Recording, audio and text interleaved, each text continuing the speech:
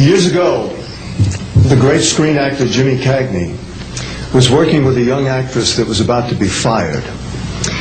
He went to the director and said, "Let me talk to her." And he walked over to the actress and he said, "Look, it's simple.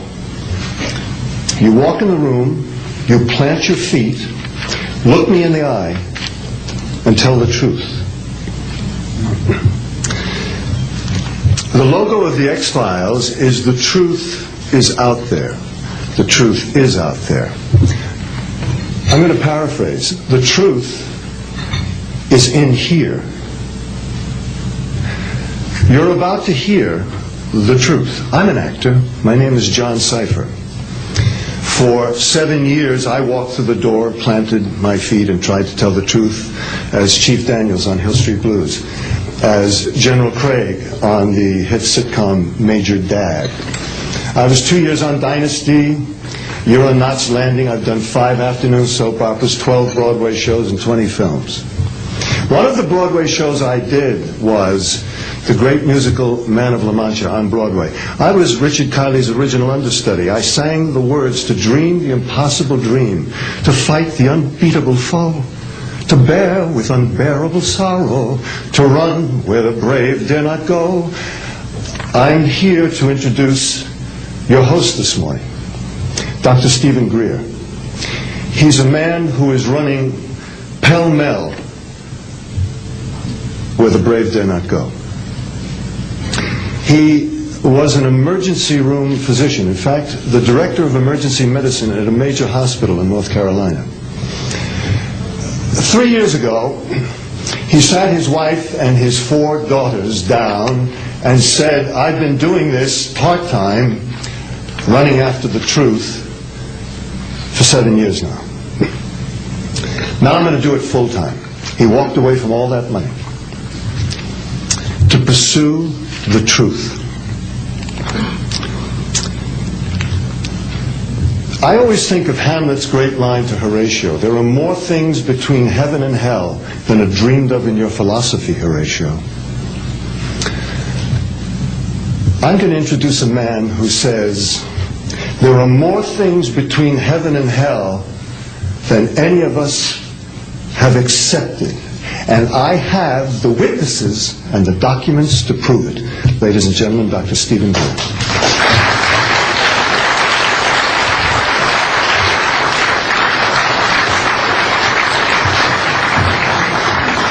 Thank you very much, John. Members of the press, the American public, and people of the world. We are here today to disclose the truth about a subject that has been ridiculed and questioned, denied for at least 50 years. The men and women who are on this stage and the some 350 additional military intelligence witnesses to the so-called UFO matter and extraterrestrial intelligence can prove and will prove that we are not alone. I would like to thank Sarah McClendon, who is with us today, the famed White House correspondent, for her sponsorship of this meeting. Thank you very much, Sarah.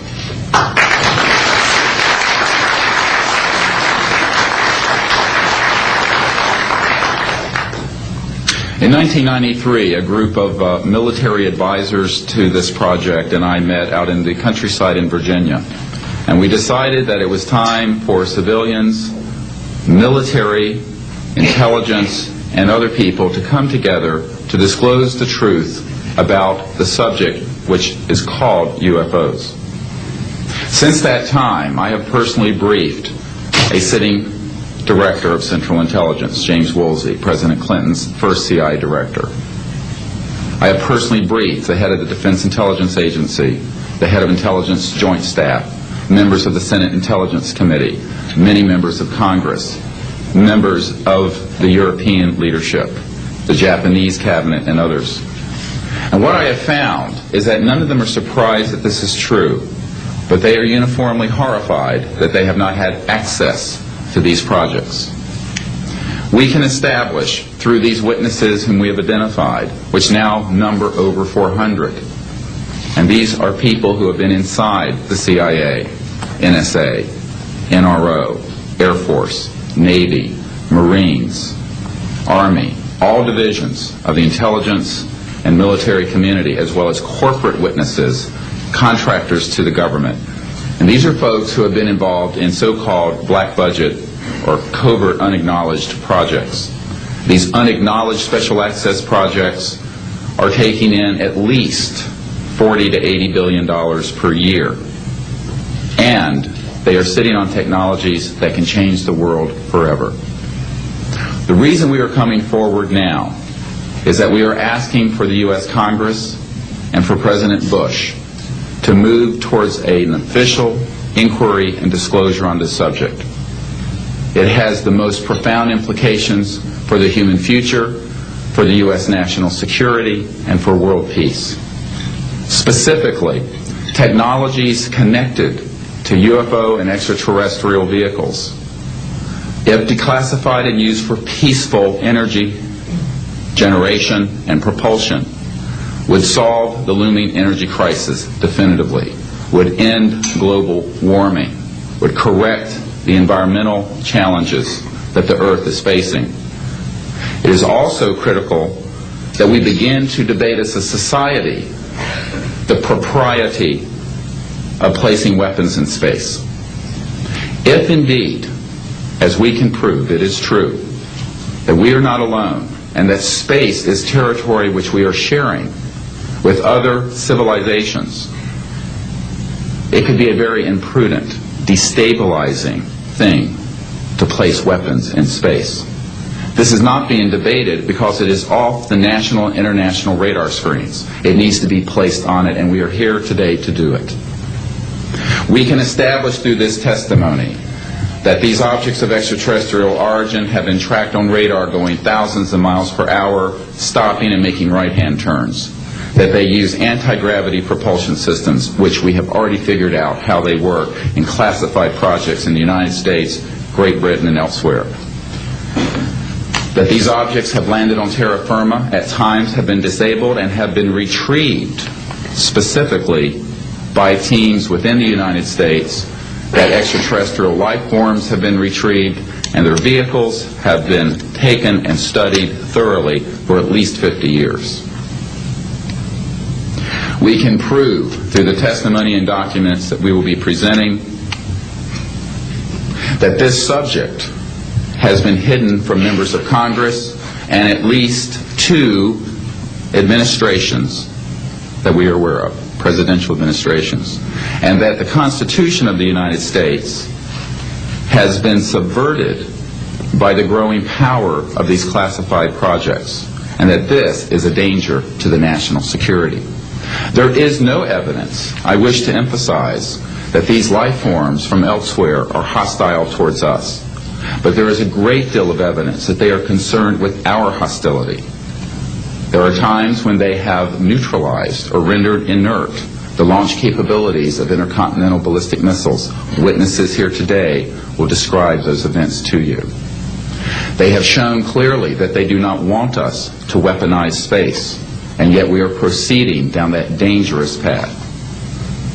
And it will be established that these projects, because they have not been supervised properly by the Congress, by the U.S. President, by the international community, have become a threat to the national security. And for this reason, we feel we must disclose the facts. This is the beginning of the campaign for disclosure. And in a memo that I wrote to President Bush last week, I've stated that this campaign will persist until our goals are met, and they are as follows. That we have open, honest hearings on the subject in the U.S. Congress. That there be a permanent ban on the weaponization of space or the targeting of any objects of extraterrestrial origin. That there be a full and complete study of classified technologies connected to this subject to see how they could be properly declassified and applied for peaceful energy generation so that the world may get off of fossil fuels in enough time to prevent greater ecosystem damage, or war over the looming energy crisis, which is sure to sweep the Earth in the coming decade. This is a matter of the most pressing import. It has been ridiculed, yes. I know many in the media would like to talk about little green men. But in reality, the subject is laughed at because it is so serious. I have had grown men weep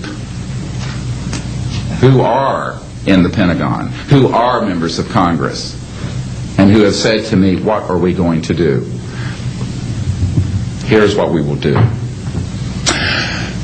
We will see that this matter is properly disclosed, and these courageous witnesses, the first 21 of over 100 that we have already interviewed on videotape, have stepped forward to speak the truth. Now, I expect people to be skeptical, but not irrationally so, because these men and women have come forward and they have their credentials, they can establish who they are, and they have been first-hand witnesses to some of the most important events in the history of the human race. As was pointed out to me by some of the men here, they were charged with handling the nuclear weapons of the United States. Their word was trusted on everything of great importance for the national security. We must trust their word now. As Monsignor Balducci said at the Vatican, in an interview I had with him recently, it is irrational not to accept the testimony of these witnesses. So please be skeptical, but that is not the same as prejudiced and closed-minded. This is a matter of great importance, and I ask the media, the scientific community, and the political community to look seriously at this matter and to do the right thing for humanity and for our children. We have available for the media and for members of Congress a nearly 500-page briefing document with transcripts from dozens of these top-secret witnesses.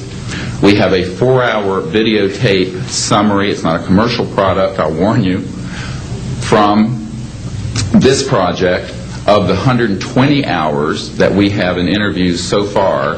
They've been boiled down to 4 hours, and it's available for the Congress to review and for the major media to review. We can establish that this subject is real and has tremendous significance for the human future.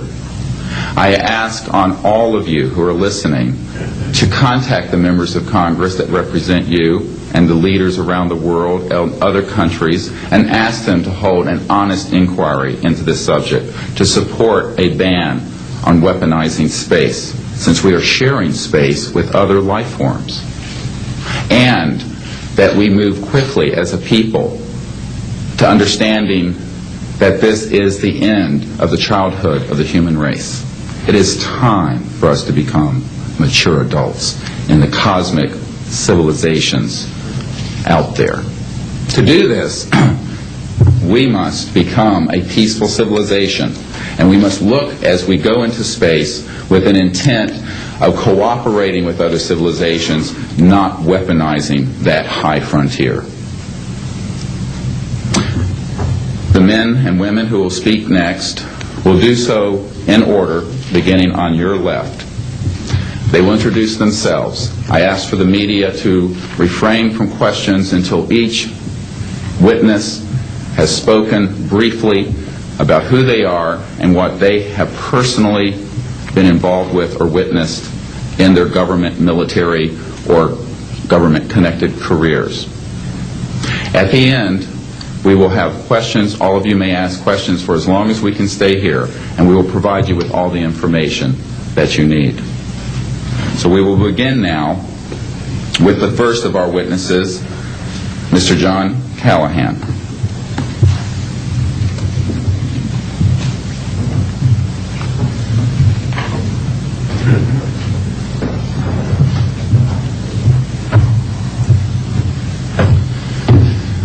My name is John Callahan. I'm a retired FAA employee. I was the division manager for the Accidents Evaluation and Investigation Division in D.C. About 2 years before I retired, I received a call from Alaska region where the region wanted to know what to tell the media. When I questioned, tell the media what, he says about the UFO and It went downhill from there. What UFO?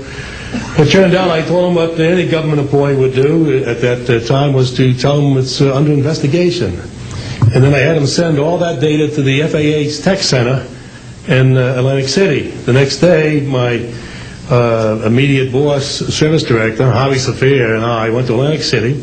I had just purchased a new video camera, and I videoed the event. And in Atlantic City, we had them play back on a scope, you would call it a scope, a plan view display, PVD, exactly what the pilot seen or what the controller seen, and we tied that in with the voice tape so we could hear exactly what the controller said and what he heard, and we taped it. We came back the next day, briefed the administrator, Admiral Ingen, on what happened. He wanted a 5-minute briefing. After we started the briefing, he wanted to know if he could see the video. We put the video on. He watched the video, the whole video. The next day, he set up a meeting for me to give a dog and pony show to President Reagan's scientific staff and whoever they brought over, and to hand off all that data to them.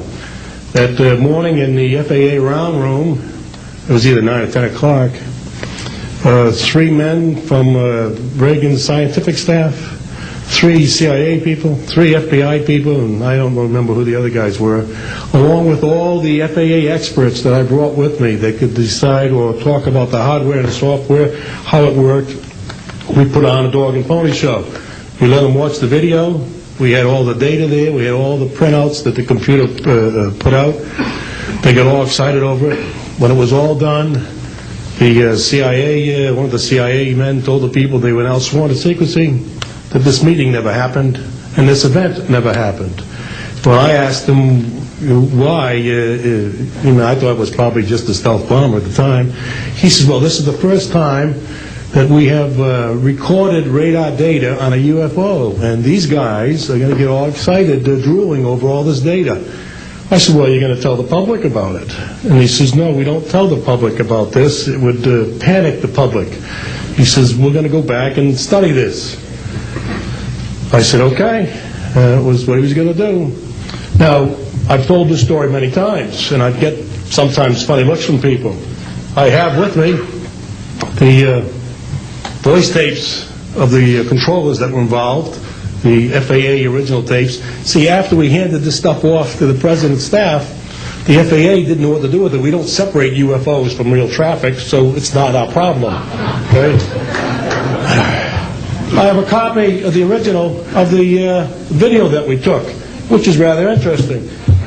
And once the thing was all over, the reports started coming into my office, but because it wasn't an FAA air traffic problem, the FAA's report ended up on a table in my office. And it stayed there until I retired, when one of the staffers packed up all my gear and helped it move to my house. Also, in a box I found just a few days ago, in my 1992 tax return, I have the target printouts from the computer data, which, so if you wanted to return or look at every target that was up there at the time, you can now reproduce this from this piece of paper here. And it's called the UFO Incident, Japan 1648, I believe the number was. It happened on November the 18th, 1986. I'm prepared to go to Congress, to swear before Congress that everything I've told you people and everything that is here is the truth. Thank you.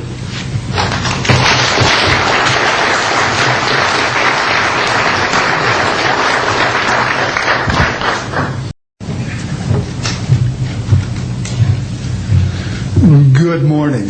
I hope you'll pardon me. I'm a little bit nervous. My name is Charles L. Brown. I'm a Lieutenant Colonel, U.S. Air Force, retired, subsequently 7 years with the Foreign Service.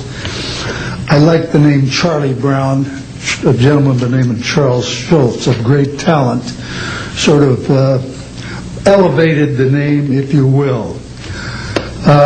During World War II, I was a young farm boy from West Virginia. I got the patriotic bug, joined the United States Army, ended up flying bombers in Europe, and ended the war transport in the Pacific.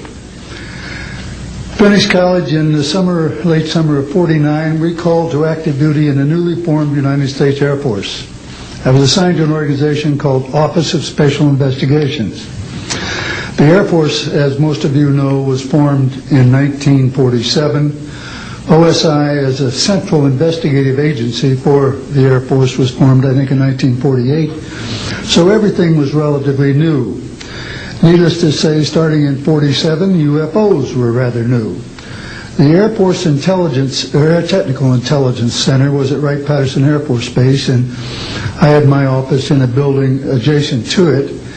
And our organization was the worldwide investigative agency for the Air Force for any unidentified flying objects. This lasted for about 2 years. The project name was known as Project Grudge. It was the predecessor to a project known as Blue Book, which Ed Ruppelt headed. During my experience with it, I would collect the data from, I didn't collect it, it was sent into my office. I analyzed it. As a pilot investigator, I was able to offer some bits of advice to the Air Technical Intelligence people. Now, you might visualize a massive office, but as I recall, we had a first lieutenant, a secretary, and a technical sergeant. That was the essence of Project Blue Book when it started, or Project Grudge. Blue Book, and expanded somewhat. During the review as an analyst of these various documentary reports, if you will, or documents, I became clearly convinced that there was substance to what was being reported, in that we had ground visual, ground radar, airborne visual, and airborne radar confirmation of some of these sightings. The individuals who made the sightings were everything from airline pilots, military pilots, police officers, some of the people that your lives depend upon on a daily basis. These are very reputable and credible people.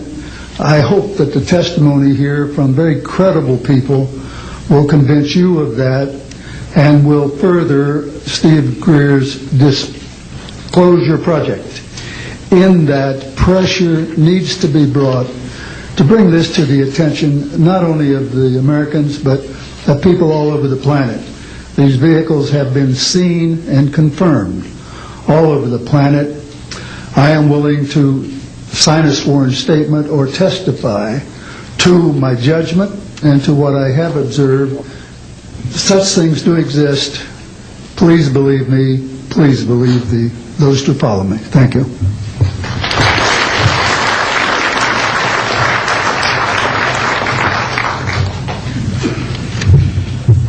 My name is Michael Smith.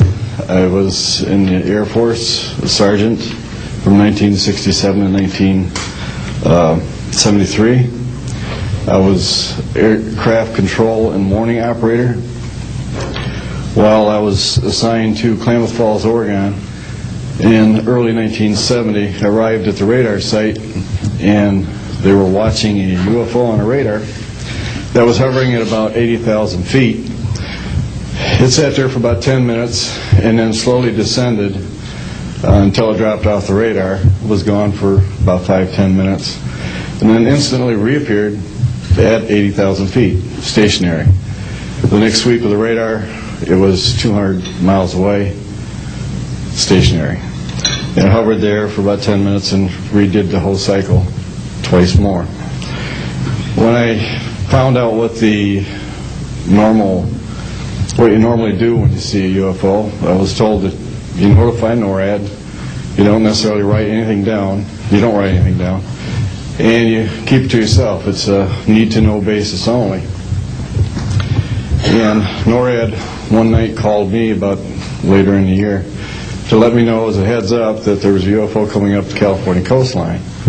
I asked them what I should do about this. They said, nothing, don't write it down, it's just a heads up.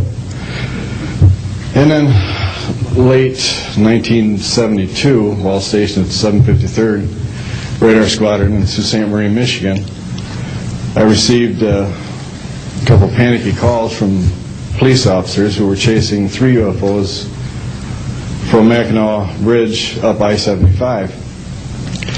So I immediately checked the radar, confirmed that they were there, called NORAD, and they were concerned because they had 2 inbound B-52s going to Kinslow Air Force Base. So they diverted them because they didn't want any proximity to the two. And that night I answered many calls from the police department, sheriff's department and stuff. And my standard response was that there was nothing on radar. And I will testify to this under oath to a congressional hearing.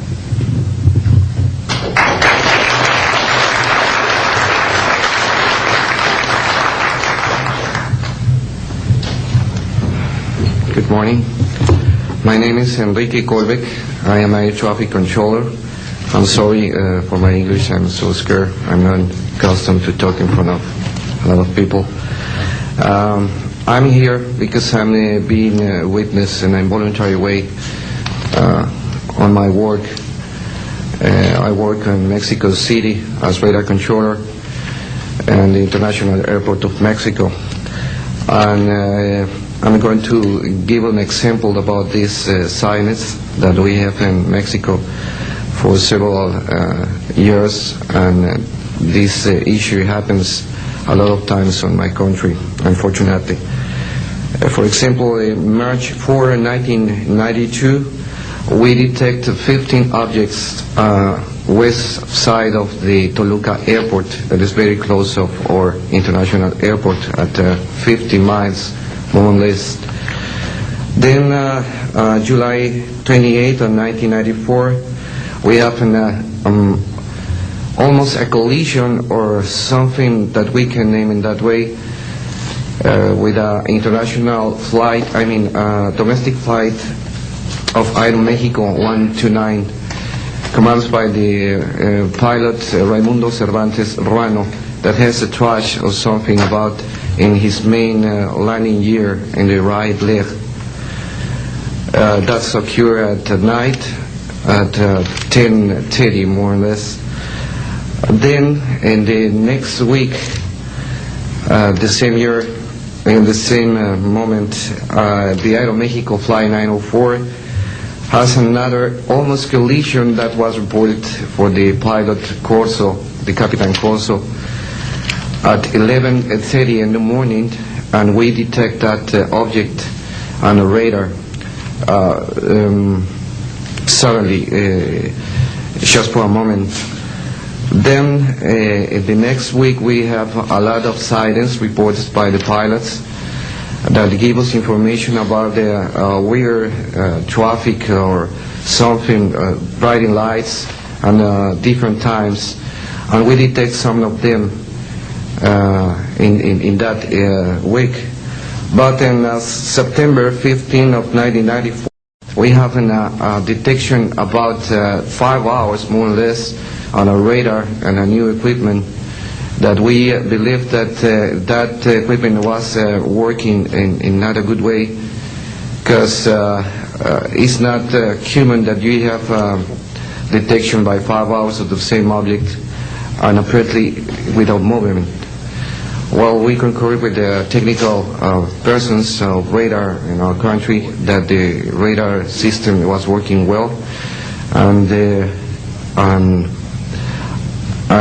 was very exciting, and we surprised when at the next day we received information about a periodist named Jaime Maussan that is studied these cases in Mexico, about that sighting from a lot of people in the Metepec city.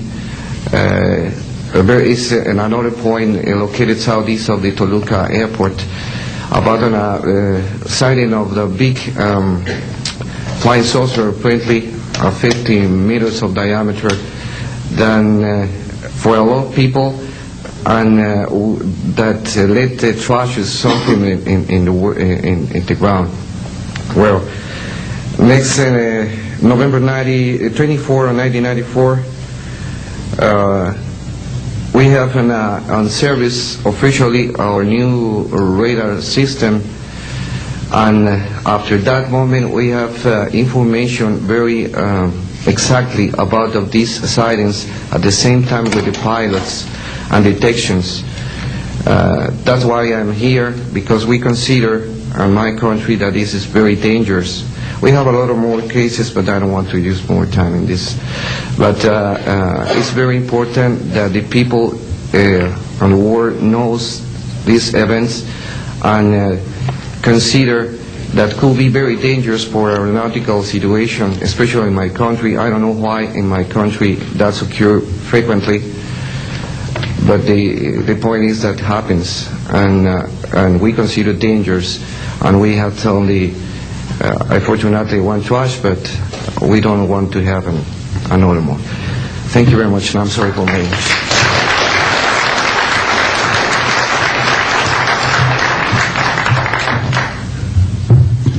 My name is Graham Bethune. I'm a retired Navy commander, pilot, had a top secret clearance.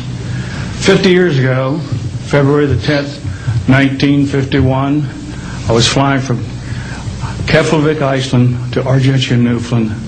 It was at night, it was dark. About 300 miles outside of Argentia, I saw a glow on the water, like approaching the city at night. As we approached this glow, it turned to a monstrous circle of white lights on the water. We watched this for a while. The lights went out. There was nothing on the water. Next thing we saw was a yellow halo, small, much smaller than whatever it was launched from, and that was 15 miles away, up to our altitude. Because of the trajectory, I disengaged the autopilot, shoved the nose over to try to go under this thing. At that time, I heard a noise underneath. I thought maybe it hit us. It was actually some of the crew members ducking, and they collided, and a couple of them were injured. Then it appeared over to the right and moved out slowly and flew with us. It was still not at our altitude, but we could see the shape of it. It had a dome. We could see the coronal discharge. I went back aft to let the other pilot, Al Jones, take my seat to see what the passenger's reaction was. Came back to the cockpit, told him not to report anything simply because what the psychiatrist had said to me, maybe they would lock us up. So basically, the instruments in the cockpit, we had 4 or 5 failures in the area of magnetic compass, the electromagnetic effect, in area of directional finders, and this type of thing. The craft was tracked by radar in excess of 1,800 miles an hour. It never did get to our altitude. We had 31 passengers, plus the psychiatrist and the crew members that all cited this at different areas. When we landed at Argentia, Newfoundland, we were interrogated by the Air Force, an excellent interrogation, Captain Paulson. When we landed at the Naval Air Test Center here at Patuxent River, we were required by Navy intelligence to make out individual reports. Out of the National Archives, I have the 18-page official Navy and Air Force report. I've made up a report to straighten out all the truth. There's a stack of books out there this high that have written all of this up. So the truth is here. I will testify under oath before Congress that everything that I have said is true.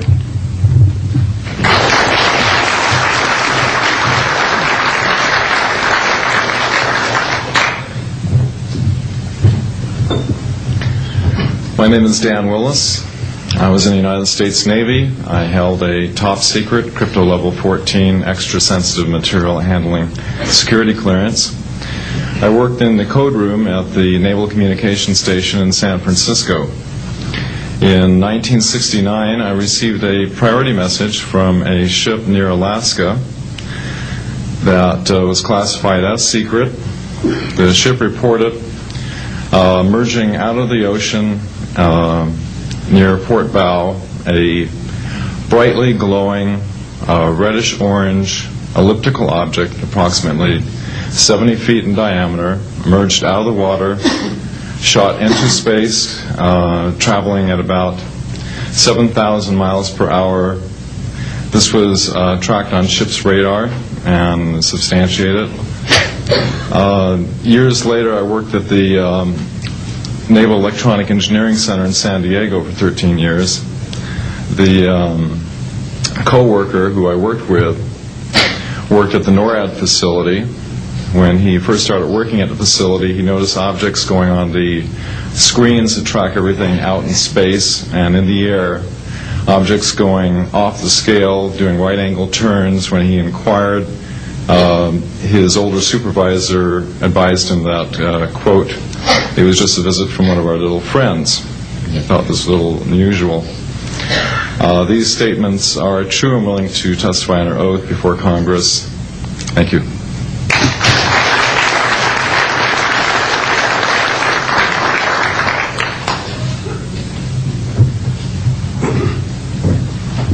My name is Don Phillips. I was in the United States Air Force and had worked with certain intelligence agencies of the United States government. Prior to my Air Force, prior to joining the Air Force, I worked for the famous Lockheed Skunk Works. And I was working for them when I was attending college, and I worked for them in the capacity as a design engineer.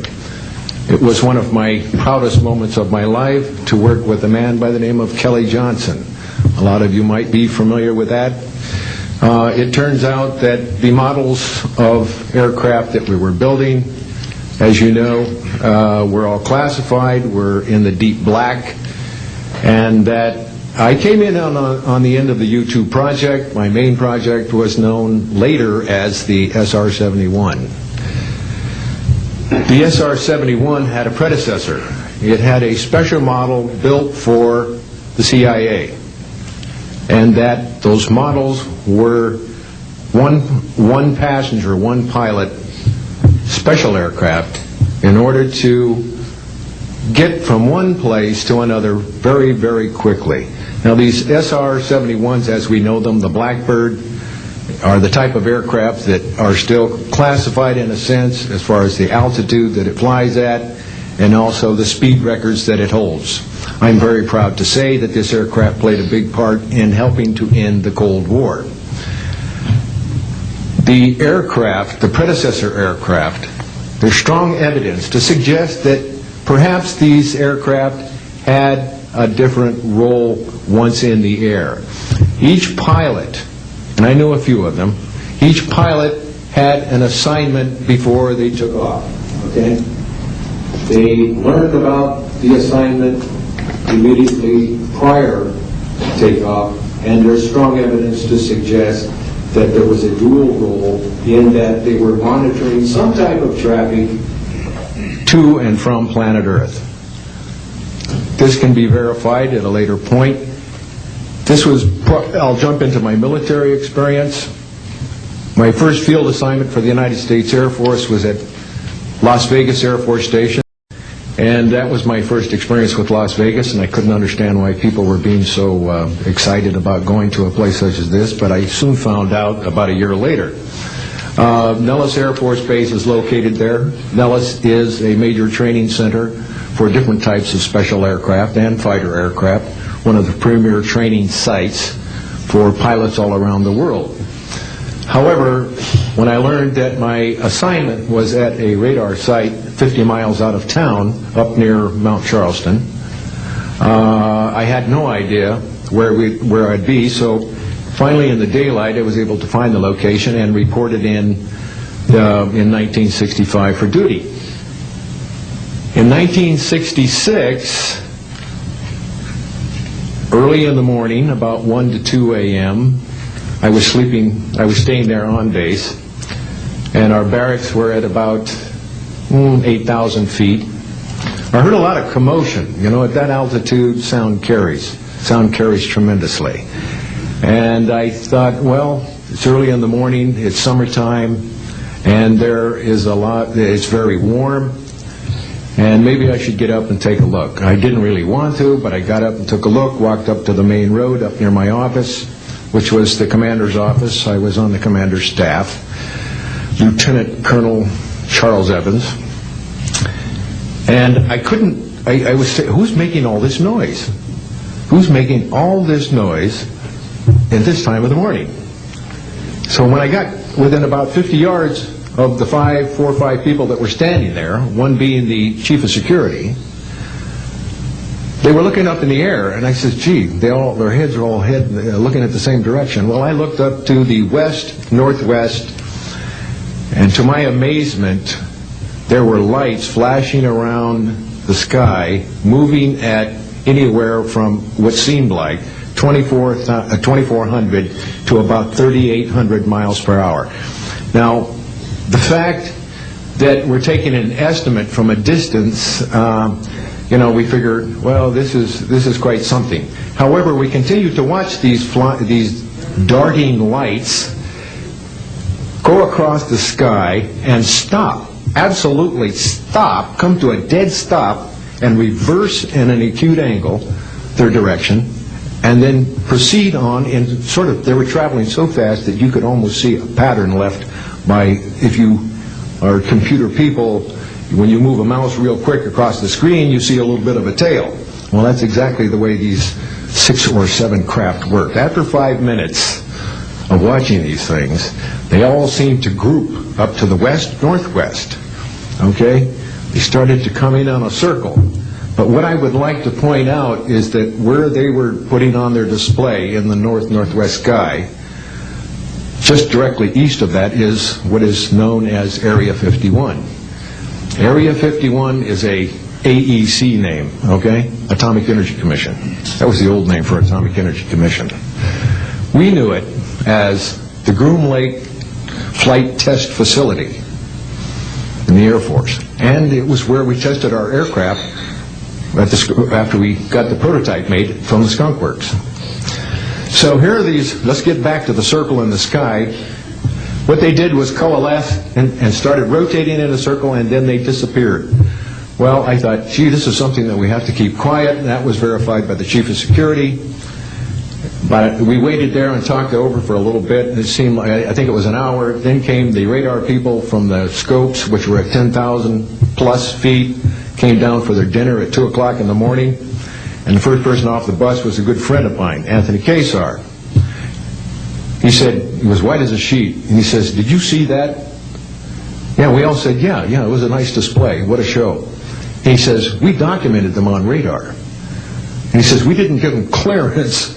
The standing order was let them fly through the radar beam. He says, we documented 6 to 7 UFOs. Now, we don't know who was guiding those, but they were certainly intelligent, and we don't know where they landed because they coalesced and disappeared. So I will say at this point, to keep it short, that I will testify under oath as to what I say is true, and I will do so before Congress. Thank you.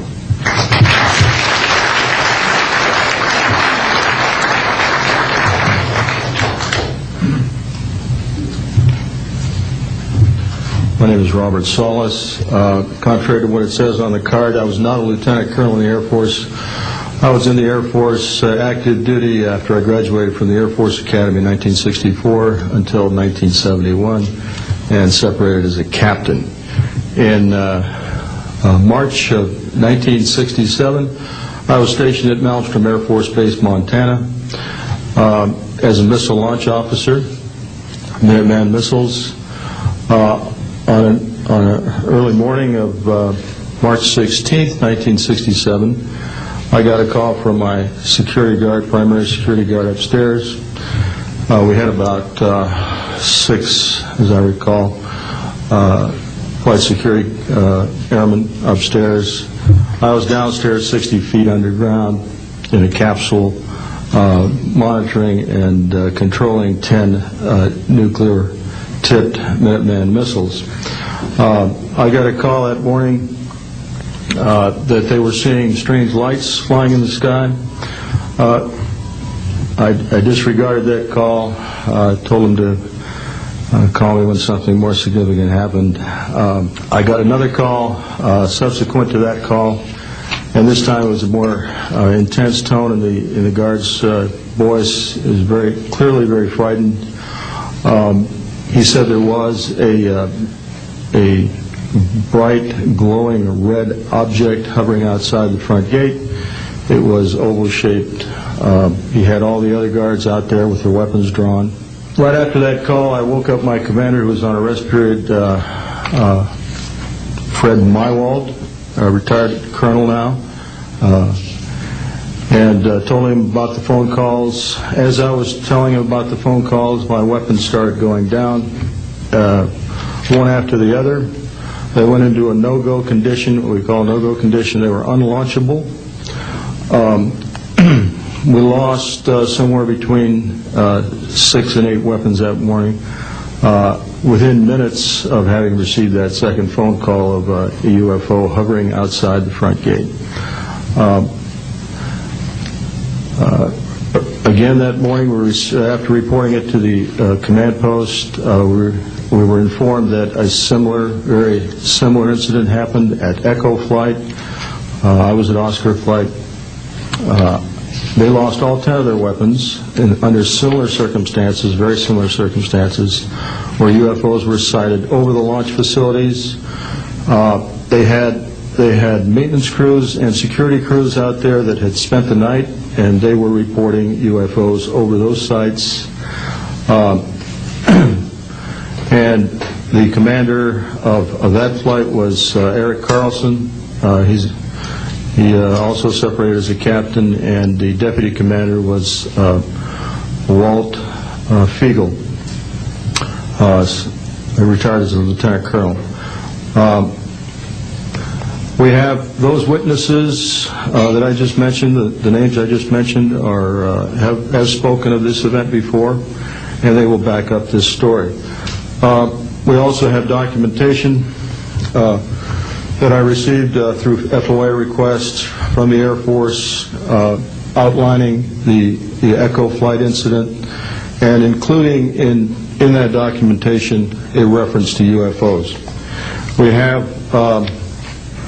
telexes covering this incident, and in one telex it says the fact that no apparent reason for the loss of 10 missiles can be readily identified is cause for grave concern to this headquarters.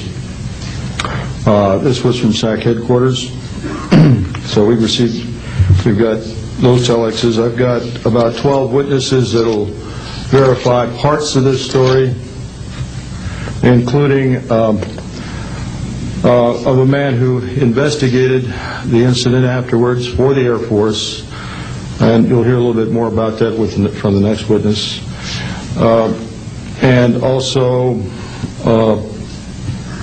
another guard that witnessed a UFO in that same time period, and another officer who retired a full colonel who had other reports of UFOs. Ancillary to that, excuse me, I've got the complete report on a Minot, North Dakota incident. That was Minot Air Force Base, North Dakota, which happened in August of 1966. Very similar UFOs sighted over missile silos, and also a UFO incident that was investigated by the Air Force immediately after our incident within a week. I'm willing to testify to the truth of all these matters that I've spoken about this in front of Congress under oath. Thank you.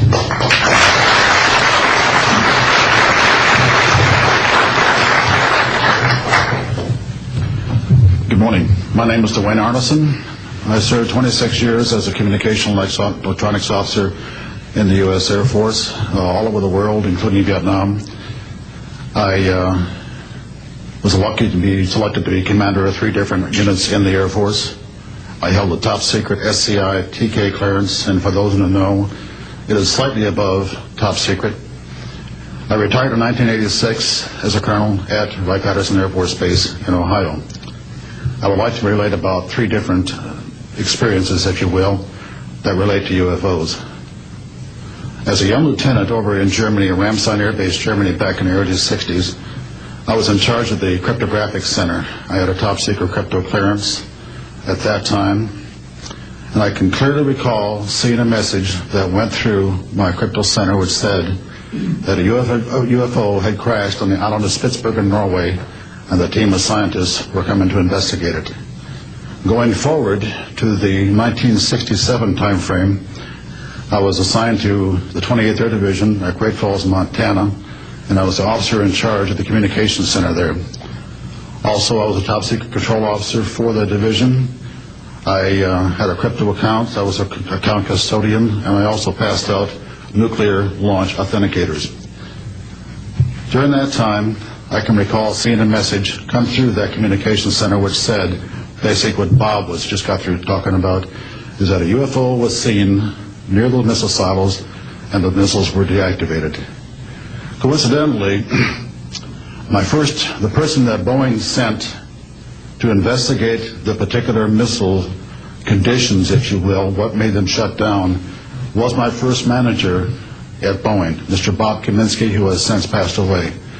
And I can recall him on different occasions. He lived close to me in Auburn, Washington. That's where I'm from. And he said, Arnie, he says, those missiles were perfectly clean. That was the result.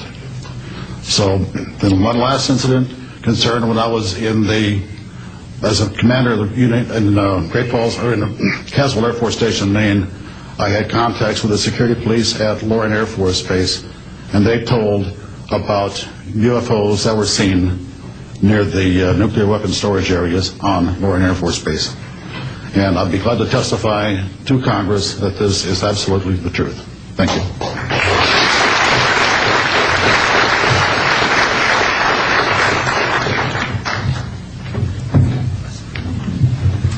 Good morning. My name is Harlan Bentley. During 1957 and 1959, I was a PFC in the United States Army, stationed north of Washington, D.C. on the Nike Ajax missile base close to Olney, Maryland. In May, this month of 1958, about 6 a.m., I heard a noise outside that sounded like a pulsating transformer. I sat up in my bunk. I looked out the window. I saw a craft heading for the ground and crashed. Pieces broke off of that craft, immediately took off again. So there's a lot more to that story, but I've got to speed this up. Now, the next night, I was on radar duty. I get a call from the Gaithersburg missile base.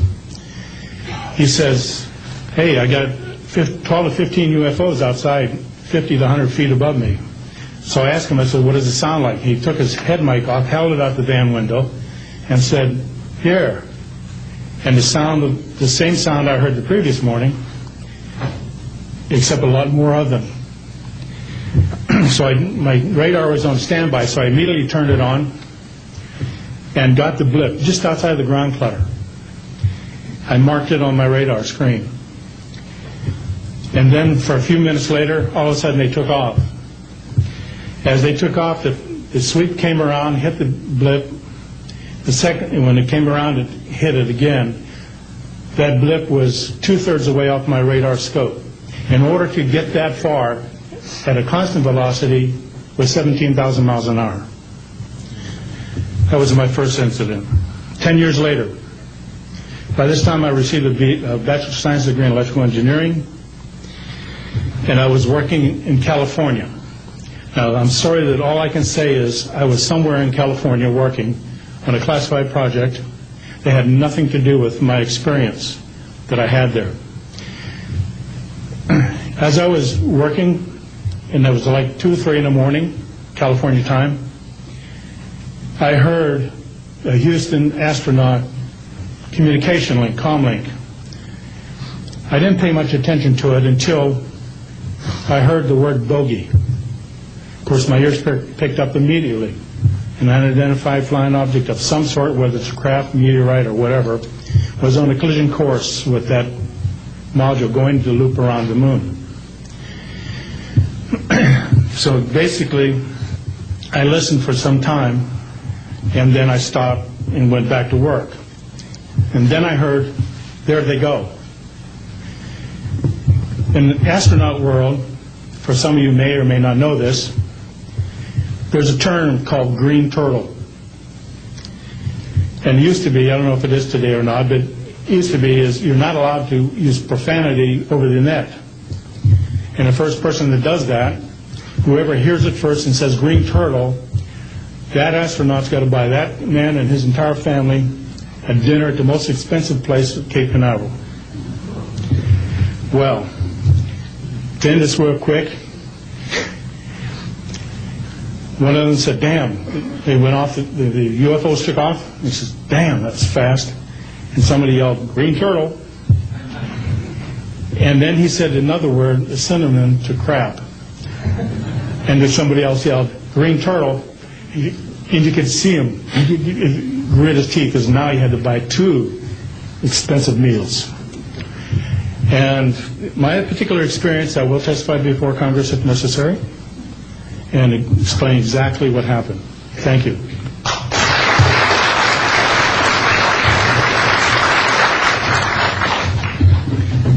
My name is John Maynard. I'm a retired Army. I retired as Sergeant First Class. In my entire 21 years of service, I held a top secret clearance. Compartmentalized at times to as high as TK, Omni, Crypto, and others. I had access to very, very sensitive documents. My testimony is basically two-pronged. One, I retired from DIA in 1980. And when as an administrator you take over an office, you take over everything and you sign for everything. And I signed for well over 2,000 documents. In order to sign an inventory of those things, you have to read them. Not word for word, but basically I went through every document to make sure that it was complete. It was there, as they told me, that when I turned my charge over to the next person, those same documents were there. So I got quite a good knowledge of what was going on in those documents, and believe me, there are many, many different references to UFOs. There was also NPIC pictures that shows that it was targeted objects that were casing around. Now, I worked on the SALT 1 and SALT 2 areas for the office that I worked in. So we were taking pictures all the time for verification of nuclear disarmament. And there were some objects in those pictures that didn't belong there. The second prong to this whole thing is that a lot of people talk about conspiracies over a shadow government. I'm willing to testify before Congress that these black operations do exist. I nearly became part of it. But I saw the light, I think. Or was it? And I got out. And that's it. We have to disclose what we know. And I am willing to testify before Congress under oath, or before any other organization, that what I witnessed was true.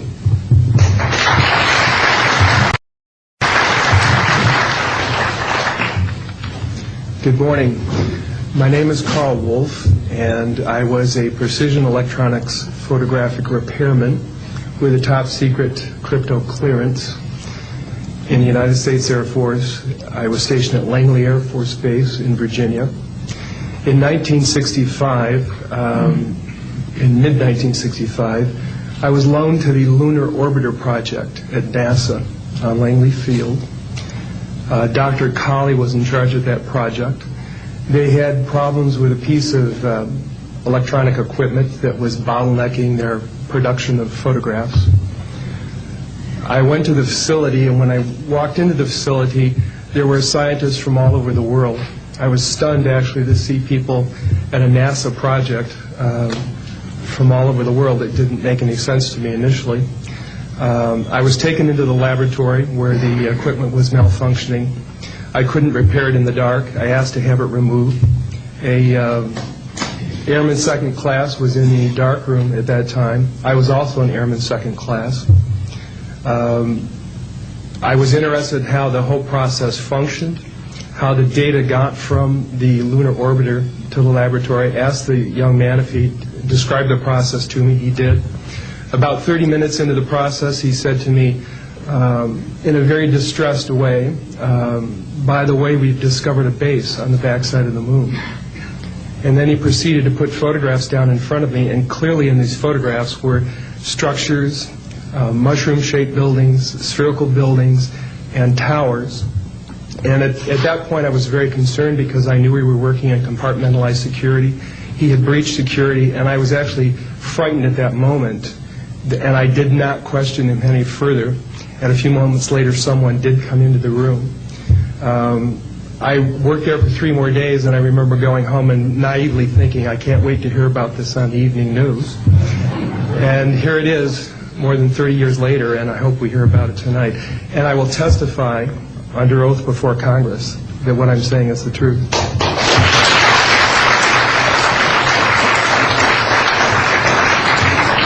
Thank you, Carl. Good morning, everyone. My name is Donna Hare, and I worked at Philco Ford Aerospace from 1967 to 1981. During that time, I was a design illustrator, draftsman. I did the launch slides and landing slides, and also projection plotting boards, lunar maps for NASA. We were a contractor, but most of the time I worked on site, in Building 8. I had the opportunity to do extra work during downtime, which was between missions, and I walked into a photo lab, which was the NASA lab across the hallway. I had a secret clearance, which is not that high, but I was able to go into restricted areas, which this was. At the time, I was talking to one of the techs in there, and he drew my attention to a photograph, a NASA photograph. It had a dot on it, and I said, "What is that?" Well, he drew my attention to it, and I said, "Is that a dot on the emulsion?" And he said, and he's smiling, and he has his hands crossed, and he said, "Round dots on the emulsion don't leave round shadows on the ground." And this was an aerial photograph of the Earth, I'm assuming the Earth, because it had pine trees on it, and the shadows of the craft, or whatever it was, were in the same angle as the trees.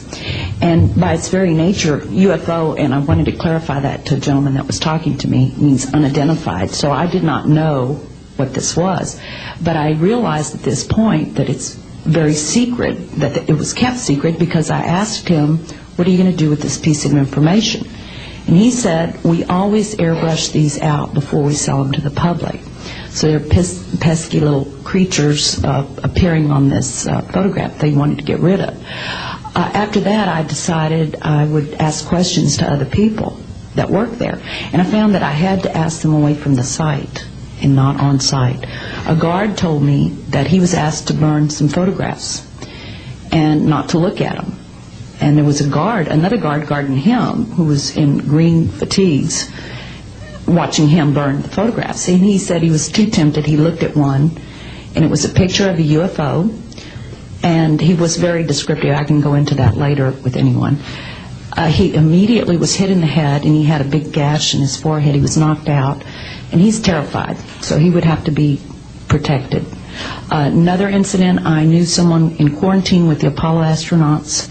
He told me that the Apollo astronauts saw craft on the moon when we landed, and that is what he told me. And he also was afraid. He said that the astronauts are told to keep this quiet. They're not allowed to talk about it. So I do want to let you know that I worked out there for a number of years, and I ran into this. So it's not something everyone knows that works out there for a long time. My boss didn't know about it. Some people that sat right next to me didn't know about it. It's very strange, because I don't know how they can do it, but they can let some people know about it and then others not. I'm willing to testify before Congress that what I'm saying is true, and thank you very much.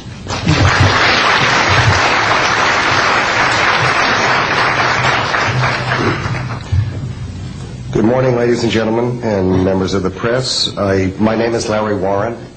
20 years ago, in 1980, I was a security specialist assigned to RAF Bentwaters, Woodbridge, NATO Air Force facilities in Suffolk, East Anglia. I had a secret security clearance.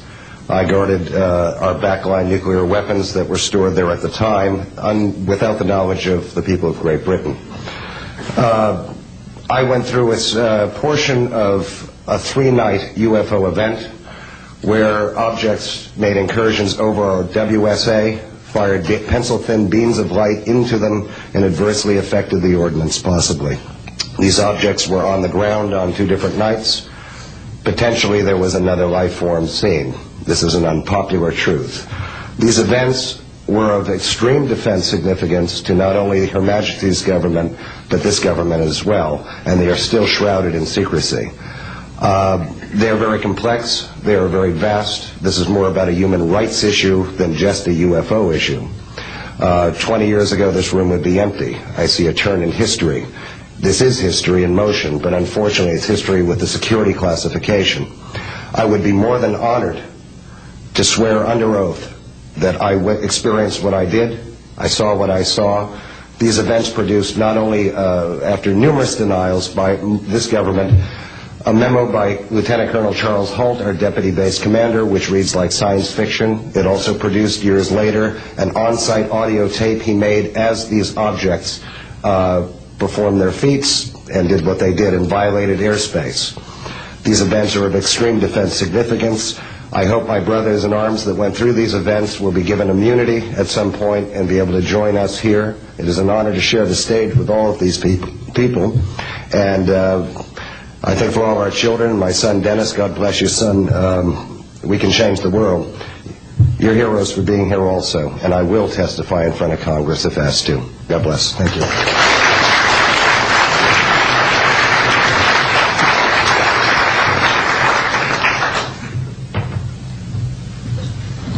Hi, my name is George Filer III. The reason I'm here is because George Filer V is in the hangar and will be born on Friday. And I'm a retired intelligence officer and flyer with almost 5,000 hours, and I didn't believe in UFOs until London Control called us in the winter of 1962 and asked us, would we chase one? And we said, sure. So we let down from 30,000 feet to 1,000 feet where the UFO was hovering, and we went into a steep dive and actually exceeded the red line of the aircraft. So it's kind of dangerous chasing UFOs. In any case, I was able to get the UFO on the aircraft radar at about 40 miles, and we could see a light out in the distance, and as we closed, we kept on picking up this radar return. The point I'm mentioning that the radar return was very distinct and solid, indicating it was some kind of a metallic object.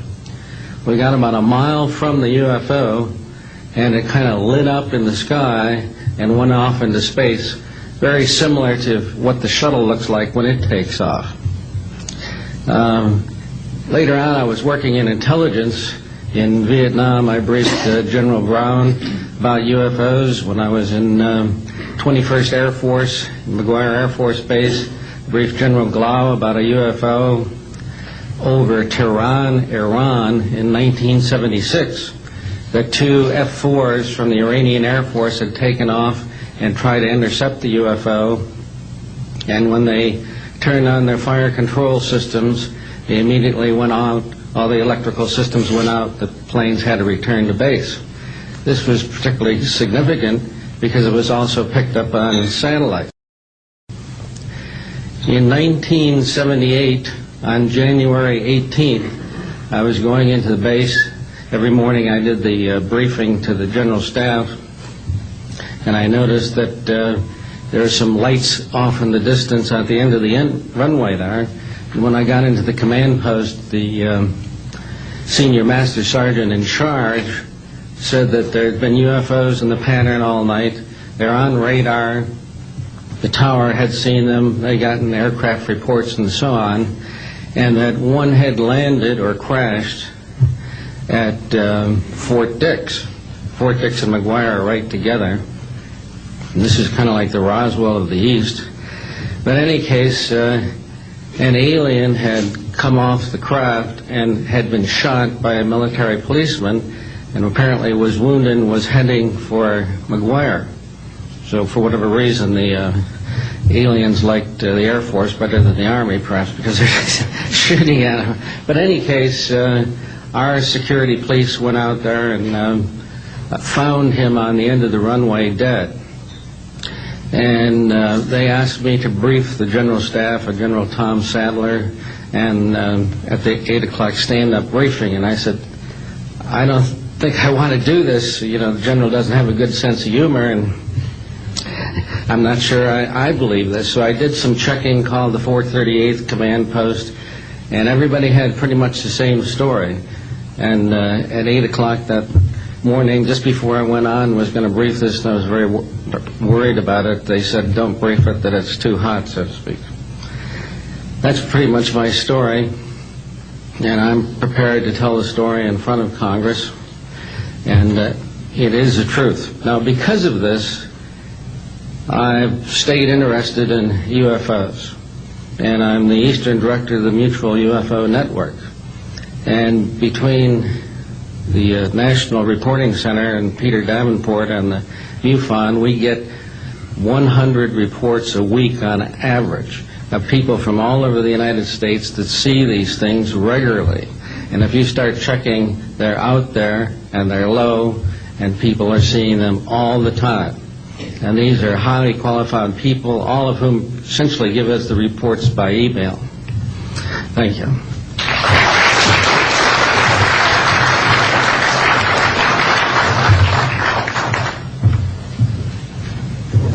Morning, ladies and gentlemen. My name's Clifford Stone. I was a Sergeant First Class, United States Army. I had a secret clearance with nuclear surety.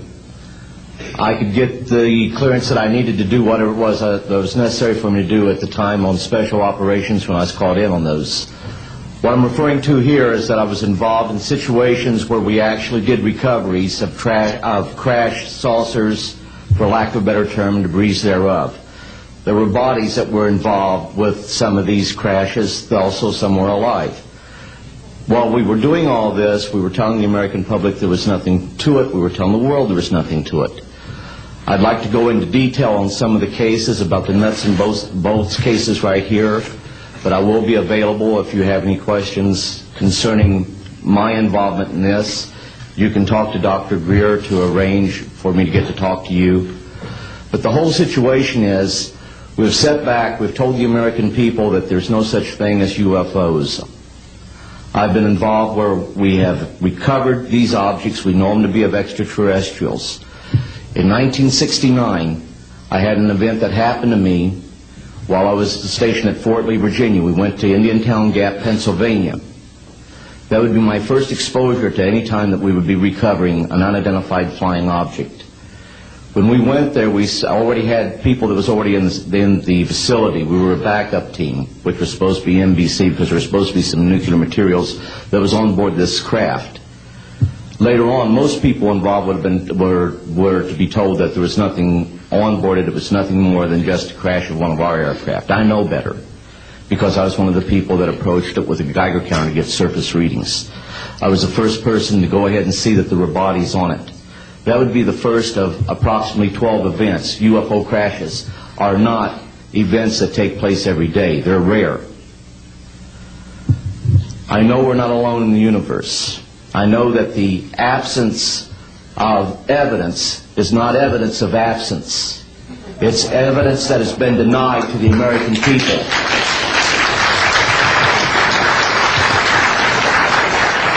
I stand before you today in my almighty God, and I tell you this.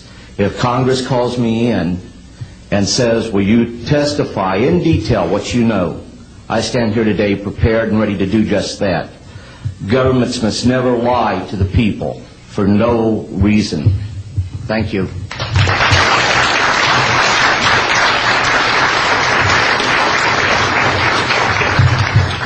Good morning.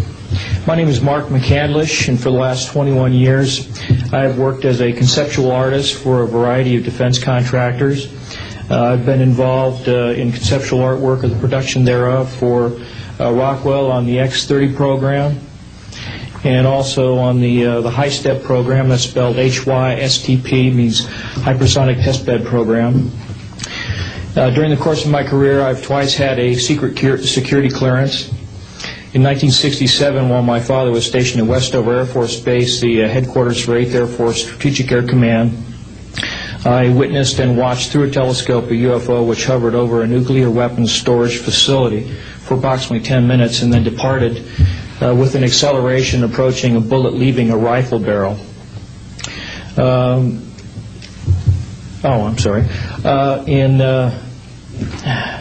1988, in November, a college buddy of mine, an associate by the name of Brad Sorensen, informed me that he had personally witnessed 3 flying saucers at a very large hangar at Norton Air Force Base during the course of an air show that was held on Saturday, November 12, 1988. I subsequently called my congressman from that district.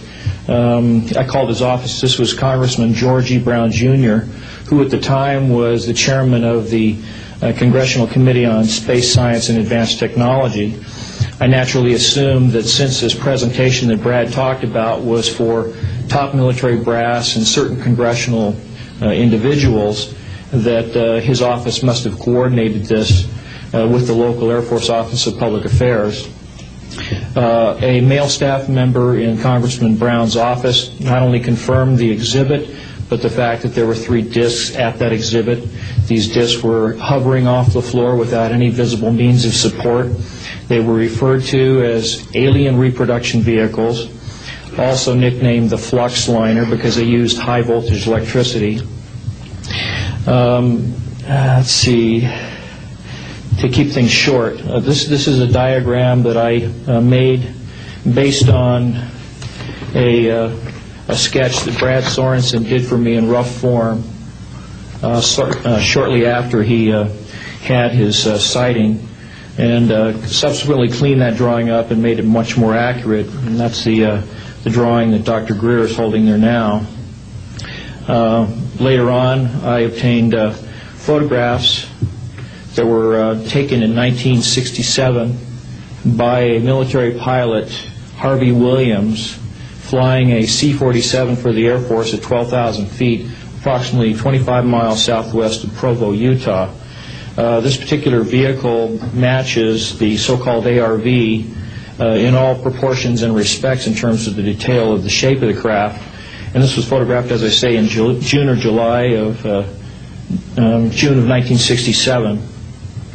I later spoke to a gentleman by the name of Kent Sellen that I met at an air show at Edwards Air Force Base in 1992, the first unveiling publicly of the B-2 bomber.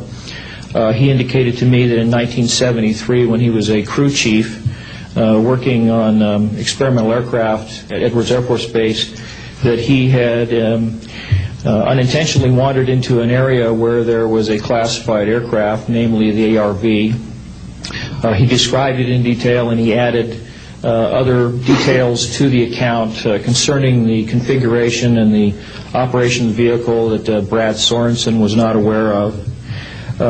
Subsequently, Brad Sorensen met with the famous aeronautical designer Burt Rutan, gave him a copy of this blueprint which you've just been shown. Mr. Rutan felt that it was a joke and put it on his wall as kind of a joke. And a third party confirmed for me later that a Colonel Ray Walsh from Edwards Air Force Base was visiting Mr. Rutan, saw this blueprint on the wall and registered quite a degree of shock and anger, wanted to know where the hell he got this blueprint, because there was in fact such a craft at that time, approximately 1994, 95, in a hangar at Edwards Air Force Base, North Base Complex at that time. Subsequently, I've done a lot of research on this product, this vehicle. I've come across a number of declassified documents that show that the Air Force, as early as 1960, was wind tunnel testing flying saucer shapes up to Mach 20. And I also have declassified NASA documents that show similar shapes. In fact, this is the document here that more or less details the wind tunnel testing up to Mach 20. This is the NASA document right here that was declassified, and it shows a variety of spherical and lenticular shapes that were flight tested up to, or I should say, wind tunnel tested up to Mach 6. I subsequently obtained a copy of an inter-office memo from Hercules Aerospace that describes a particular type of science involving something called zero-point energy and scalar waves. According to Brad Sorensen, this is the basis of the technology for these anti-gravity propulsion systems. This particular document here describes 6 different meetings involving the Defense Intelligence Agency and cooperative efforts with the Russian scientific community in investigating this, what is called the fundamental enabling technology that was originally discovered apparently by Nikola Tesla in the early 1900s. Anyway, I could provide you much more detail at a later time, and I am prepared to testify in detail concerning these events and their truthfulness before Congress. Thank you very much.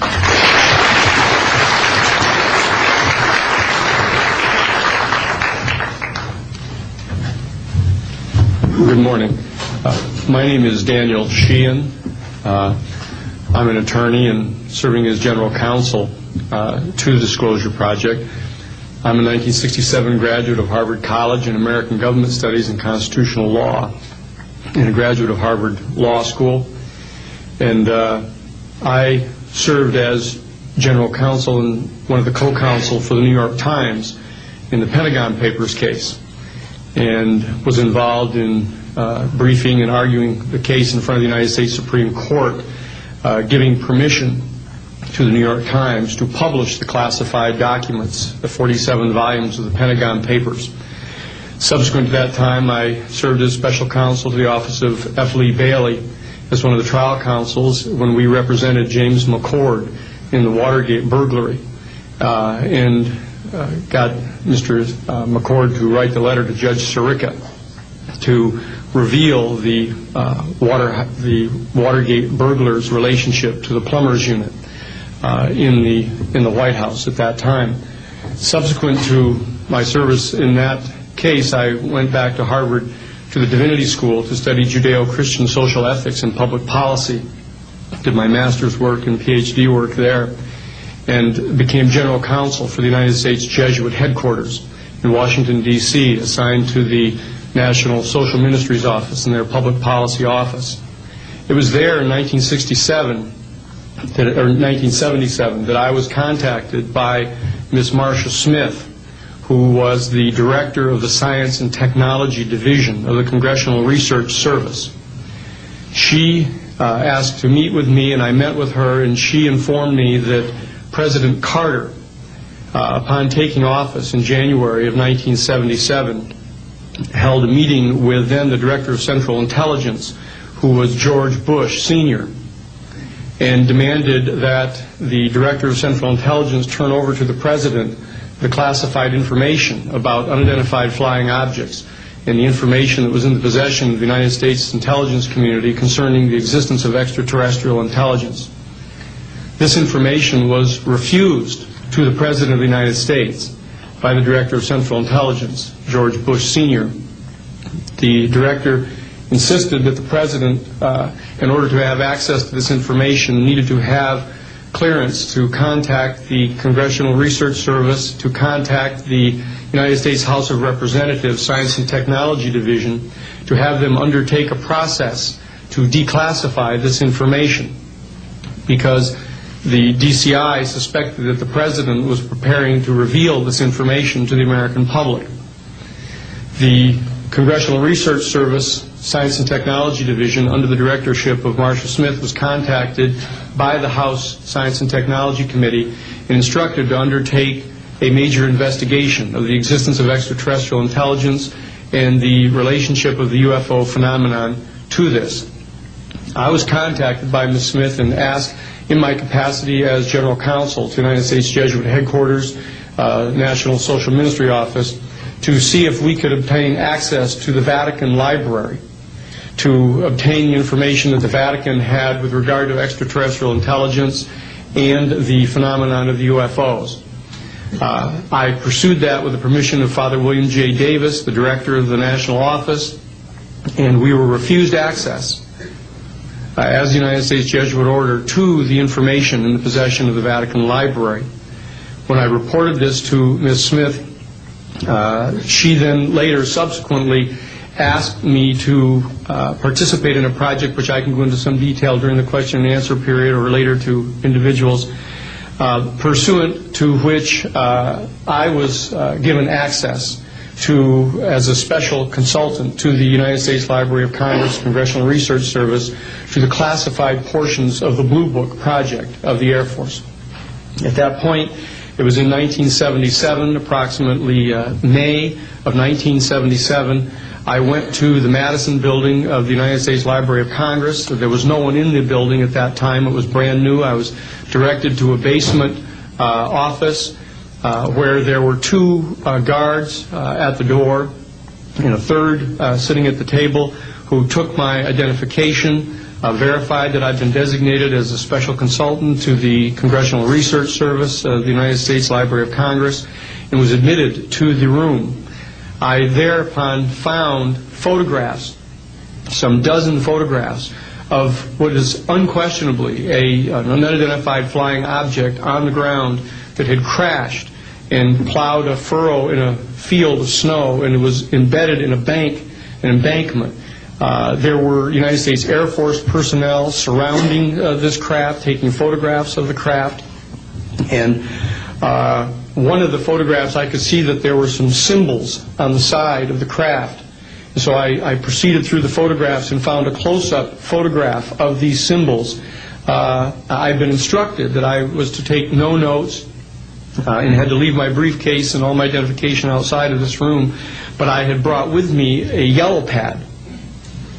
And so what I did is I opened up the yellow pad and refocused the overhead camera onto the same size as the cardboard backing of the yellow pad, and I physically traced the copies of the symbols on the side of this craft, closed the yellow pad back, put the microfiche back into the canister, reclosed the box that I had, and I said, it is time for me to leave. And I took this and proceeded to leave the office, at which point the security guards stopped me, and one of them said, what is that you have there, Mr. Sheehan? At which point I handed the yellow pad to him, and he flipped through all the yellow pages and never found the copy that I had. And so I took that with me and brought it to the United States Jesuit headquarters, had a meeting with the staff, with Father William J. Davis, reported this to them, was authorized at that time by the United States Jesuit headquarters to make a report to the National Council of Churches and to request that the entire 54 major religious denominations of our country undertake a major study of extraterrestrial intelligence, which they declined to do. I was subsequently asked to deliver a 3-hour closed-door seminar to the top 50 scientists of the Jet Propulsion Laboratory of SETI, the Search for Extraterrestrial Intelligence, which I did do in 1977. I'm more than happy to testify under oath to these details to the United States Congress, and would be happy to meet with any members of the press at that time. You may recall I also served as chief counsel to the Karen Silkwood case, in which we obtained the rulings in the Karen Silkwood case. I also served as chief counsel in the Iran-Contra case. It was the first one to testify before the United States Congress to the existence of the off-the-shelf enterprise of Richard C. Cord and Albert Hakim. I'll be more than happy to share the details of what I believe to be the relationship between this off-the-shelf enterprise and the secret government which is concealing this information from the American public. And I am happy and proud to serve as general counsel to the Disclosure Project. Thank you very much.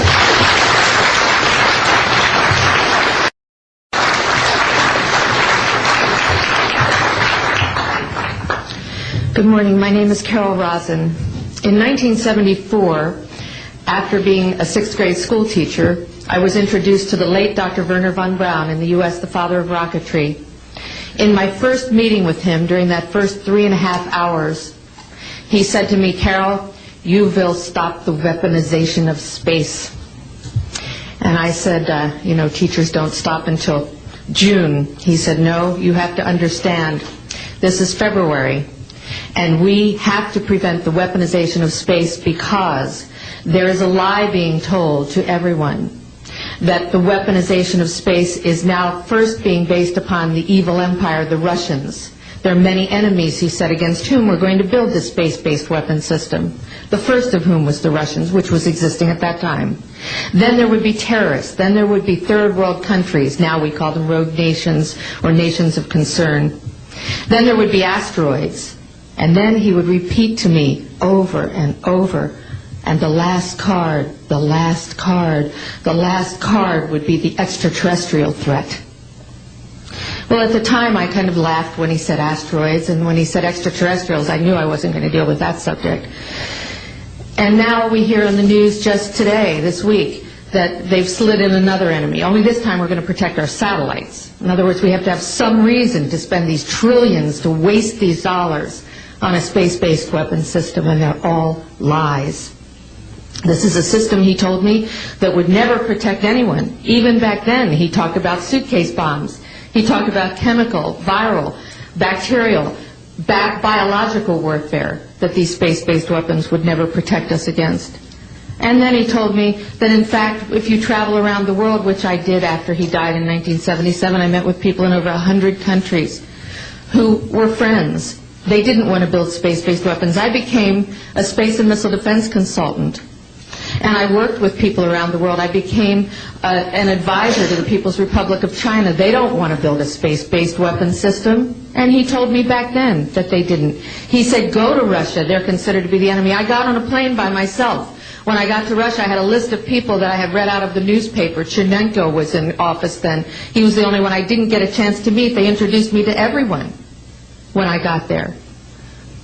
And when I got back, I said, oh my Lord, this man is telling the truth. There is no threat.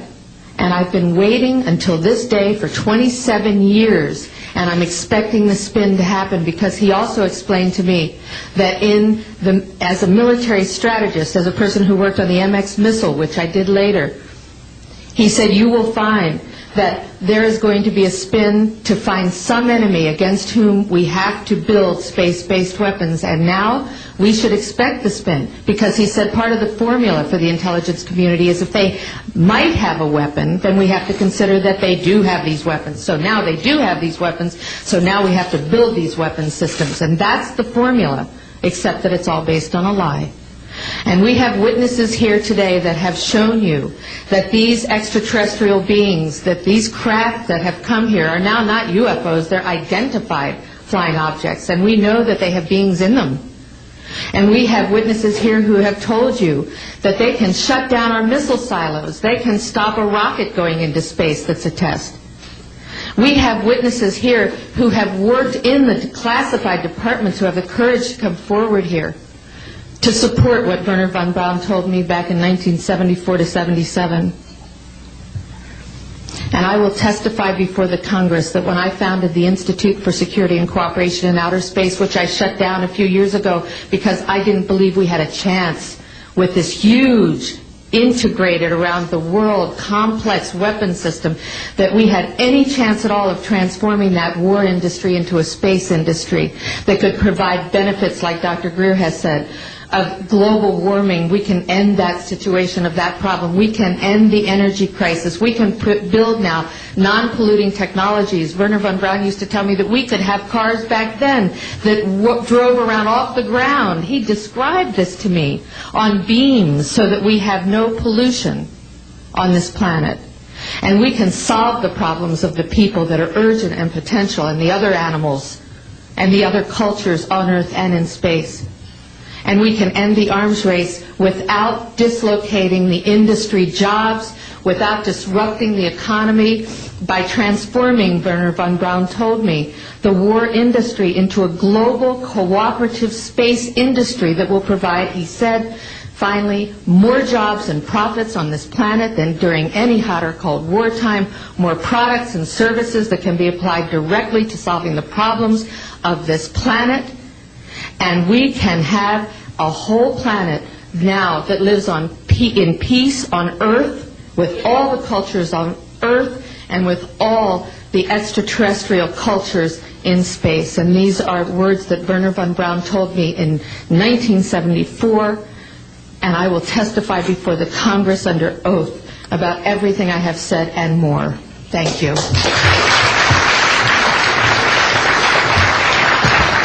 Thank you very much. I'd like to thank each of the witnesses and for your patience. We're running about 50 minutes late, and I do apologize for that. I want to emphasize that all of these witnesses each could speak for probably anywhere from 2 to 5 hours about what they have witnessed. We were trying to give you a snapshot. We have another 400 of these witnesses. I have carried this burden for 8 years. I'm now giving it to you, the American people and the people of the world, to take it forward. What I'd like to do now is open the audience for questions from the media. You may address them to me or to an individual witness as you deem appropriate. Yes, ma'am. Yes, Maribel Gonzalez with Reforma, Mexican newspaper. I have 3 questions. One is, Yes, I wanted to know if there are laws in this country that in some way allowed this kind of secrecy or not. And then I wanted to know if there's a need to change any kind of law. And the next one I wanted to ask you, if you may, is who is profiting from this secrecy that maintains in secret the solution to the energy crisis? I mean... Well, let me get to those, okay, quickly, because we are short on time. First of all, I think initially there was an appropriate national security apparatus in place in the 40s during the Truman and also Eisenhower years. By the late Eisenhower years, we have a testimony from Brigadier General Stephen Lubkin, still a practicing attorney, that by the late Eisenhower years that he had lost control of these projects primarily because of the compartmentalization into the military-industrial complex. Operative word industrial. There are corporations such as SAIC, Lockheed Martin, Northrop, and others that deal specifically with this issue, with advanced energy and propulsion systems connected to UFOs. And I think that what has happened, from the best we can tell, from insiders that have briefed me for now about 8 years, is that we have lost control of these projects from a constitutional law perspective because the infrastructure within military intelligence and corporate channels is so well funded and so complex and labyrinthine that there are compartments within compartments within compartments, and people who are in the Congress who make inquiries, and in fact President Clinton, when he made inquiries, were simply denied access, as you heard earlier that President Carter was denied access. On your other question, I would say that in terms of profiting from the status quo, big oil. There are certain geopolitical and financial infrastructures that would not welcome a definitive replacement to the fossil fuels. I will tell you, and we can prove this with other scientists who are ready to come forward, that we already have a complete replacement for any fossil fuels or ionizing nuclear power plants. We don't need them. We haven't needed them. Probably have not needed them since the time I was born. Now, of course, this is a major issue. You're talking a multi-trillion-dollar global infrastructure change. And so this does hit the alarm bells at the National Security Council economics area. However, what is more serious to the national security? Keeping the status quo or letting ourselves go into a global ecosystem collapse and running out of fossil fuels and having massive rolling blackouts, not just in California, but globally. We have got to do something about this, and soon, and that's why we are advocating open hearings in the Congress. Other media, please. Yes, sir. I just want to know if anybody at the UN is looking into this. I personally met with Boutros Ghali's wife, Aliyah Ghali, who said that her husband was quite concerned about this. This was in the 1990s. Since then, we know that there have been other people at the UN who have made inquiries. The problem is the UN has no mandate to deal with this. It needs to be given a mandate from its constituent member nations. And I think that the public and the member nations need to ask that the United Nations get involved with this. This is an international peace issue and an international security issue, and it should be taken up by the UN Security Council, and of course we are recommending that as well. Yes, sir. So I think my question is actually to Clifford Stone. You said that you had seen aliens on a craft that had crashed. I wondered if you could describe what they looked like. I could, but it would probably take a whole lot of time. The reason I state that, when I got out in 1989, we had cataloged 57 different species. You have individuals that look very much like you and myself that could walk among us and you wouldn't even notice the difference, except for some of the things that they might be able to go ahead, even in a dark room, and touch an object and go ahead and identify what color that object might be. They would have a heightened sense of smell, sight, hearing. The situation is that you have various types of what we normally call grays. We didn't call them grays in the military, but you had at least 3 types of the grays. You had some that were much taller than we were. The unique thing that I'd like to point out for the most part is that the entities that we did catalog were in fact humanoid. Now this created a situation where the scientific community was trying to figure out why that would be the case, because you would expect that if life evolved on other planets, that they would take on some type of other being, so to speak, not necessarily look humanoid or be bipedal such as we are.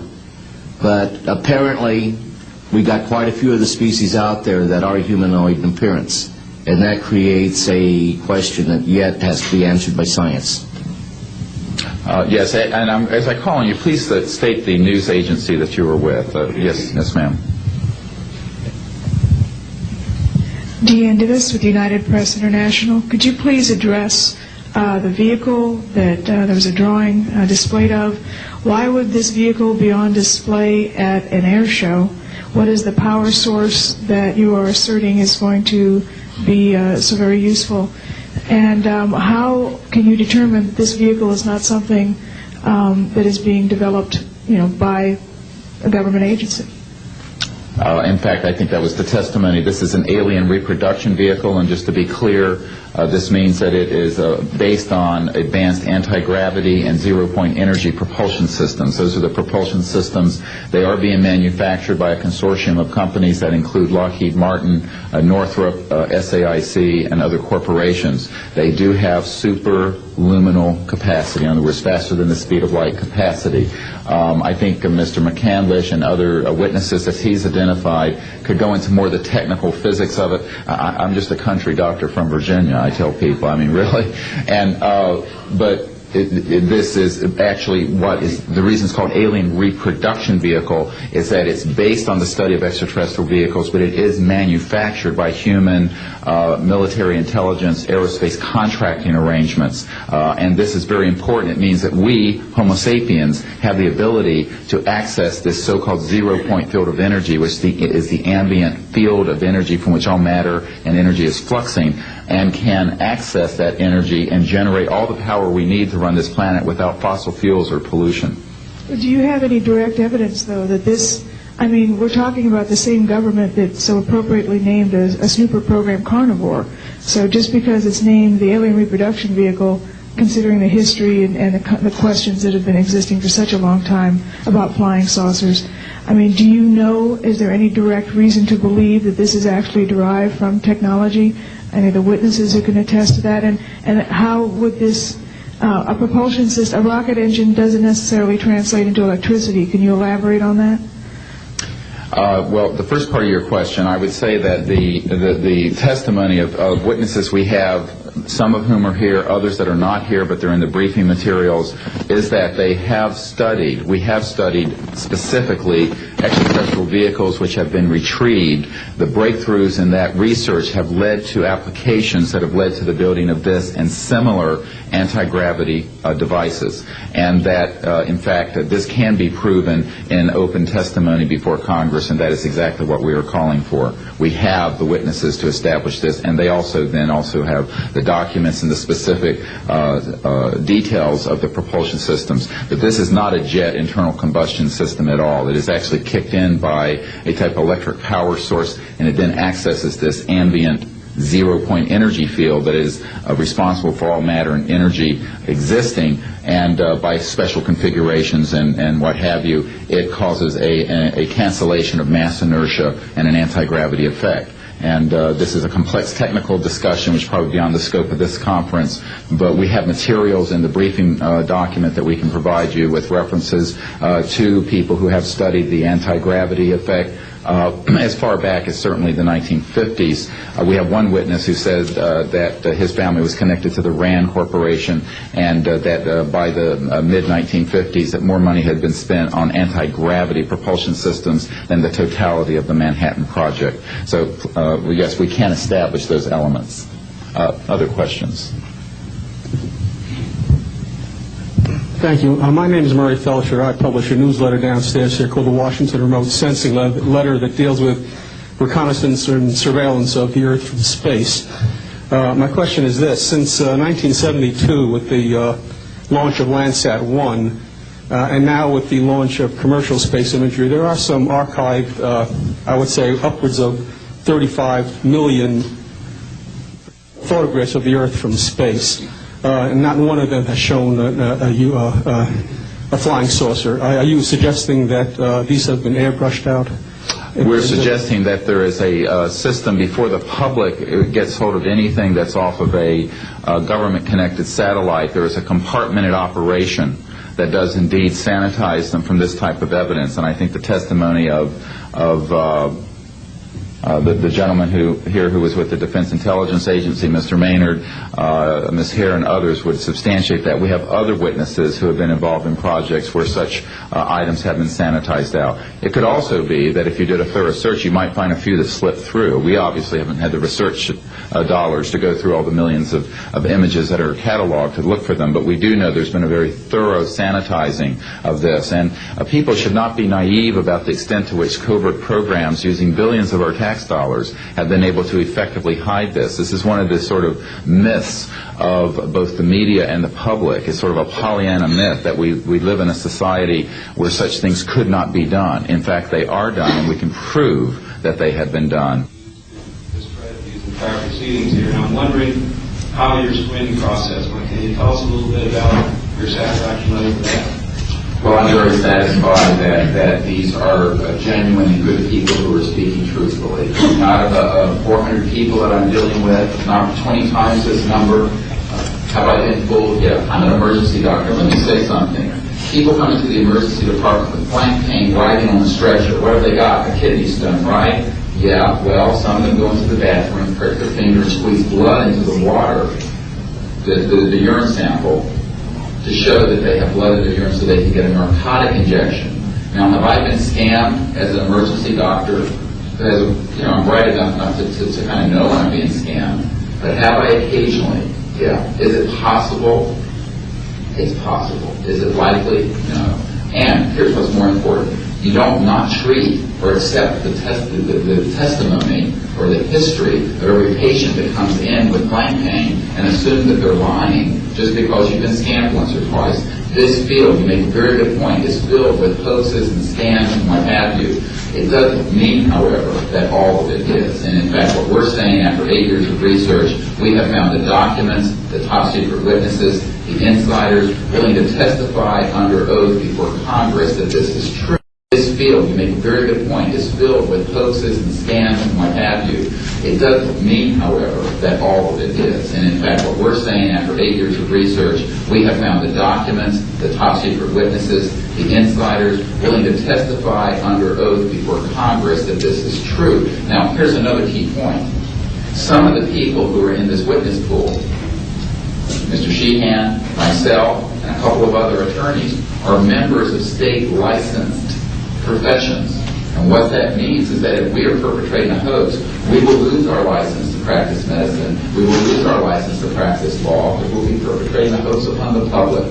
So what I would say to you is that the group of people before you are very credible, and the others whom we have identified are. We are not the CIA. We have not been able to do a $50,000 background check on each person. I'll give you that caveat. But we have done very serious interviews and vetting. And by the way, these people have presented their DD-214s, their defense forms, other documentation that show the two DD-214s and others that show that they were in the military at a certain place and a certain time. So we're very comfortable that, in fact, that the weight of the testimony will carry the day here and that this is real. Yes, I had an insight, and it relates to your question. There have been tens of thousands of sightings and experiences from all over the world. Only one needs to be true. Because if only one is true, then the entire case, the non-reality of the extent, falls apart.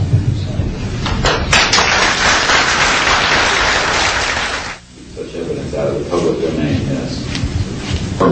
A priori, all signed agreements and oaths that have flowed from such operations are null and void. What that means is, in legal theory, is that if it's an illegal enterprise, The agreements, those that are entered into as a result of that illegal enterprise, have no legal standing. So one of the things I would like to announce today is all of the men and women listening to this need to know they are free to speak. We are declaring all national security oaths on this subject null and void. They have flowed from illegal operations that have no standing constitutionally. My people, my mother's family, who fought in the American Revolution, were prisoner of war with the British to help found this country, did not fight and die to form the United States so that this kind of chicanery can go on. So these men are free to speak, and there can be no legal repercussions against them. We have legal counsel who will also support this theory, and we're taking this to other constitutional scholars. It is time for that game to end. It is time for a new era in the human experience.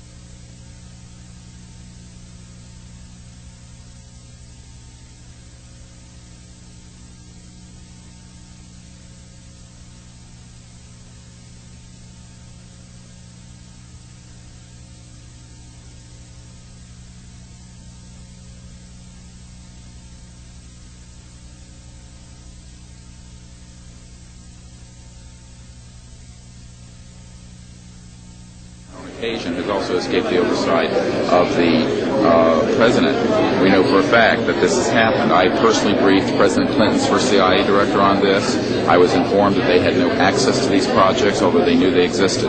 I was told the same thing by the senior investigator for the Senate Appropriations Committee, a man named Dick D'Amato, who in 1994 told me that there were somewhere between $40 and $80 billion a year going into these classified projects, and that he, with a subpoena on behalf of the Senate and a top-secret clearance, could not penetrate them. He told me these were the varsity team of all black projects, covert projects.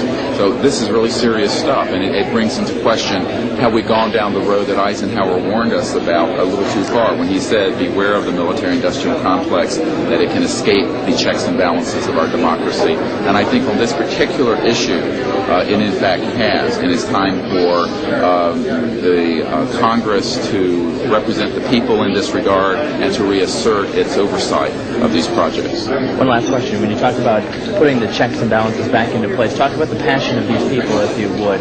How confident are they? Well, they know what they saw. I mean, these are men ranging from Air Force and NRO officials to people who have been contract agents for the CIA to people who have been pilots in World War II and are heroes of our country, the greatest generation that Tom Brokaw talks about. And so what I have to say to you is that these people know what they saw. They're not going to be speaking about anything except what they directly witnessed. And we're not talking lights in the sky and swamp gas. We're talking people who have actually retrieved extraterrestrial vehicles who are going to be here today. Very good. We'll take one picture of it. That's concrete and that's based on reality. But anyone who does further research in this field will find that they are not hostile. None of them are hostile. They have shown us that they can shut down missile silos and rockets.